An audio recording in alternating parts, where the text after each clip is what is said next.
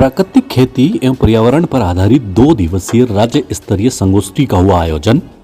प्राकृतिक खेती, पर्यावरण संरक्षण एवं चारागाह विकास के प्रति जन जागृति के साथ ही कृषि एवं पशु धन पर आधारित आजीविका को सुदृढ़ करने के उद्देश्य से अपना संस्थान सरोज देवी फाउंडेशन एवं फाउंडेशन फॉर इकोलॉजी सिक्योरिटी के संयुक्त तत्वाधान में 2 दिवसीय राज्य स्तरीय चिंतन मंथन एवं क्रियान्वयन संगोष्ठी का शुभारंभ आज सोमवार को प्रातः 10 बजे वर्ल्ड ग्रोथ सेंटर आरसीएम परिसर भिलवाड़ा में हुआ।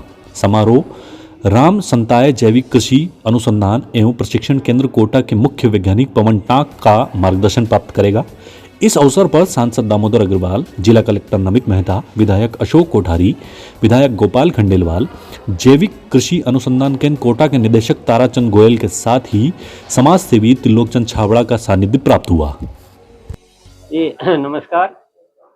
जैसा हम सभी देख रहे हैं कि बीमारियां बढ़ रही है, गौ माता नहीं वो एक ठीक से हम पाल पा रहे हैं उसको, और भूमि खराब होती जा रही थी। ये बहुत सारी समस्याएं जो हमारे आंखों के आगे दिख रही है।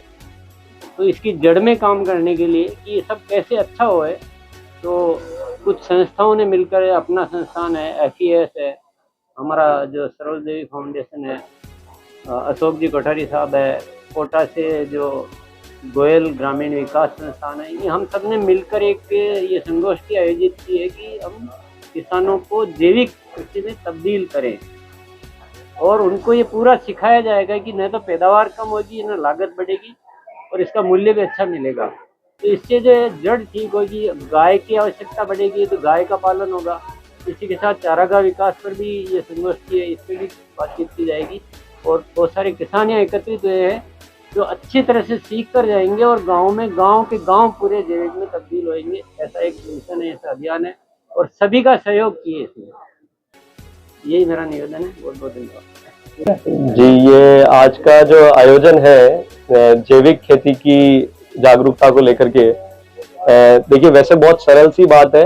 हम में से पूरे हिंदुस्तान में ऐसा कोई बच्चा सब ये जानता है कि भाई हमें ये जो जिस तरह का फल सब्जियों से भी अब डर लगने लग गया है। मतलब हम जो ये केमिकल से बनी हुई चीजें उनको तो छोड़ दें, लेकिन फल सब्जियां खाते वक्त भी अब डर लगने लग गया है।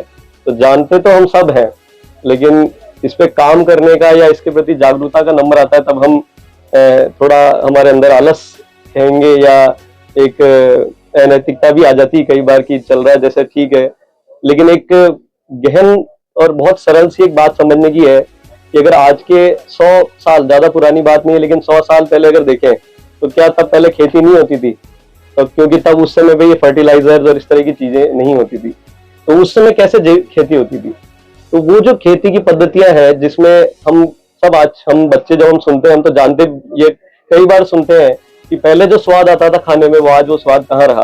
तो वही बात है कि भाई क्योंकि ये सिर्फ हमारे स्वास्थ्य को नहीं खराब कर रही है, बहुत गंभीर विषय है कि आने वाली पीढ़ियों के लिए जमीन का क्या होगा, उसकी उपजाऊ क्षमता पूरी तरह से खत्म होती जाएगी। ये ज्यादा दूर की बात नहीं। अगर हिंदुस्तान तो फिर भी बचा हुआ है, लेकिन बाहर अगर हम देखेंगे कि खेती के ज्यादा कुछ जागरूकता ही नहीं है, खेती के ऊपर किसी का ध्यान नहीं है, लेकिन हिंदुस्तान में ये फिर भी बहुत बड़ा इसका स्कोप है। तो आज ये एक पहल की है जिसमें किसान भाई जिन्होंने इस विषय पे इंटरेस्ट अपना दिखाया, उनको इसके बारे में पूरी शिक्षा, उसको जागरूकता देने पर एक कार्यशाला यहाँ पे आज ऑर्गेनाइज करी है। और हम उम्मीद करते हैं कि इस तरह से इस मुहिम को आज जो शुरुआत की है ये देश के कोने कोने तक पहुंचेगी और हिंदुस्तान फिर से वापस जो एक सोने की चिड़िया जो कहा जाता था, या जिसे दूध की नदियां बहती थी, क्योंकि गाय, गौ माता, जैविक खेती के माध्यम से फिर से वो हिंदुस्तान वापस उन्हें एक सोने की चिड़िया का रूप ले सकता है। मेरा नाम सौरभ छाबड़ा है। मैं RCM जो सरोज देवी फाउंडेशन जो आज संस्था FES के साथ मिलकर के इस कार्यक्रम को जो आयोजित किया गया है, तो हम सब मिलकर के आप लोगों का बहुत बहुत धन्यवाद करना चाहेंगे। बहुत बहुत धन्यवाद। RCM ग्रुप द्वारा जैविक कृषि प्राकृतिक खेती पर 2 दिन की जो कार्यशाला रखी गई है, बहुत अच्छा प्रयास है। आज अभी वर्तमान में जो आहार अपना अशुद्ध हो गया, इसकी बहुत बड़ी ज़रूरत है कि हम लोग जो पूरा जो अभी वर्तमान का जो परिवर्तन वैचारिक जो लगता है वो आहार की वजह से ही, तो अपन जैविक कृषि की तरफ मुड़ना है जहाँ शरीर स्वस्थ होता है, मन स्वस्थ होता है और आत्मा का विकास होता है।